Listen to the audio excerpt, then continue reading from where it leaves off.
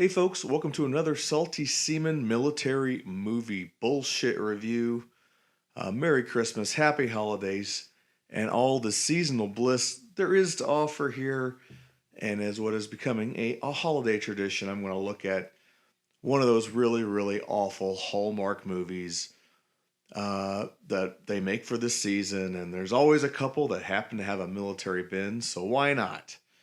I don't think there's going to be a lot of real military stuff to hit on this one. Just from reading the reviews of it, it sounds like it's just more of a plot device. So much like last year, but last year I ended up with a lot more hits than I expected. So expect just a general railing of this movie, or hey, who knows? Maybe I'll like it. Anyways, this is Christmas Homecoming.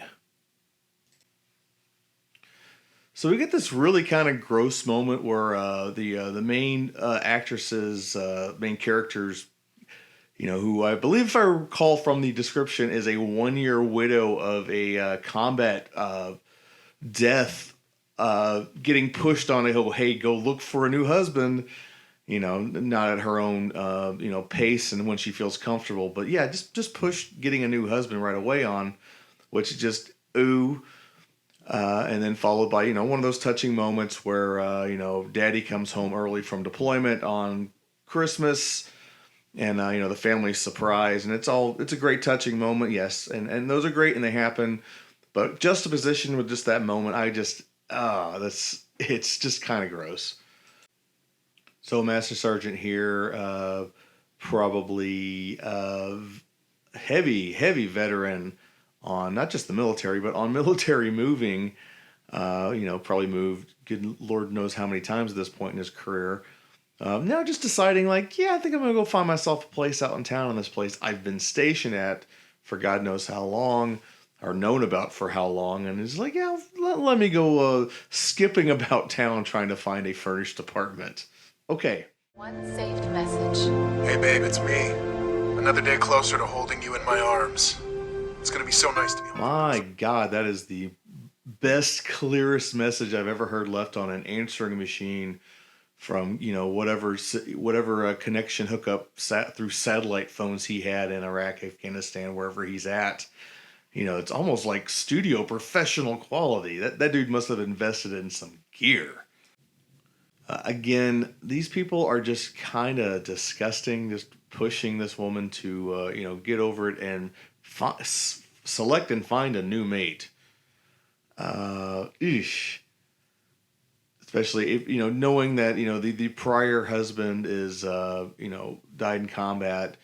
Now you got, other friends said, hey, you should go, our old friend from, I think, high school or whatever, I think this guy's supposed to be, trying to push her into that. And, I'll just say the entire plot line of this, movie, and knowing about people who've gone through grief in actual combat scenarios like this, that's rebounding, and it's rebounding fast, and it's kind of, sometimes it works out, sometimes it doesn't. And I think to give credit where credit's due, Michael Shanks does a good job here with what he's given. He's playing this role right. I think he has the right charisma. He definitely has good chemistry with Julie Benz here. To try to make this, rather, of course, it's cloyingly sweet and saccharine and very predictable. And so I'm not going to really just completely destroy it on that. Though those movies are what they are. The whole, we found out it wasn't quite a year. It was 2 years since she's been widowed.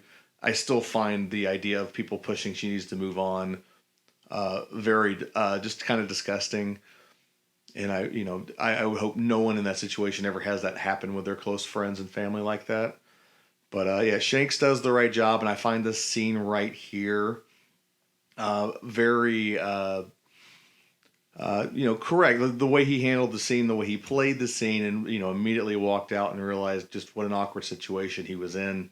I think that was well done. So let it be spoken here. I gave a Hallmark movie a little bit of props. You could take that scene either way. He just starts working on her dead husband's classic motorcycle, without permission. Person he's known 2 days, just, grossly violating her space.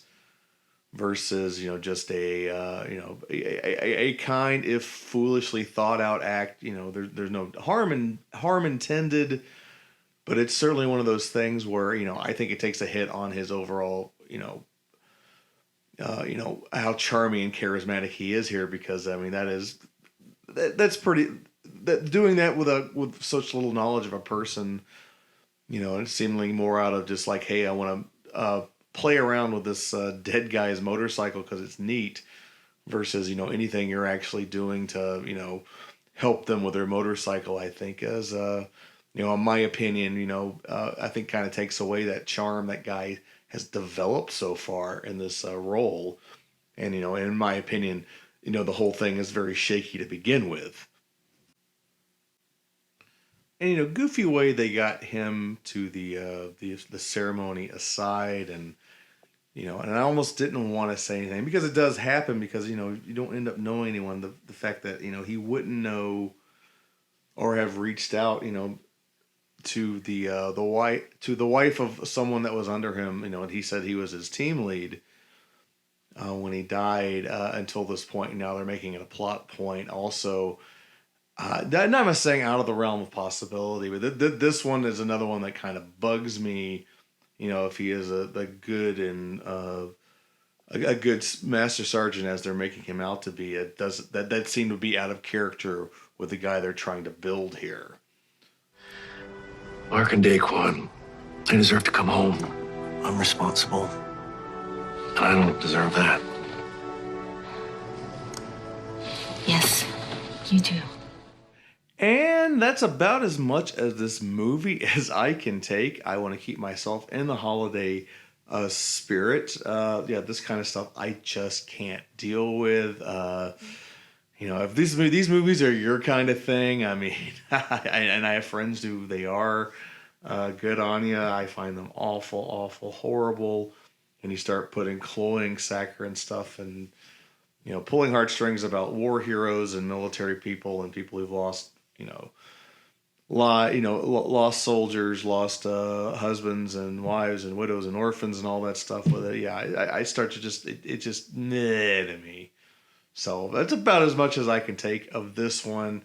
So I'll just leave it at the lead actors are pretty good at what they do, and I don't fault them at all, but I fault Hallmark and that whole thing as a whole being terrible.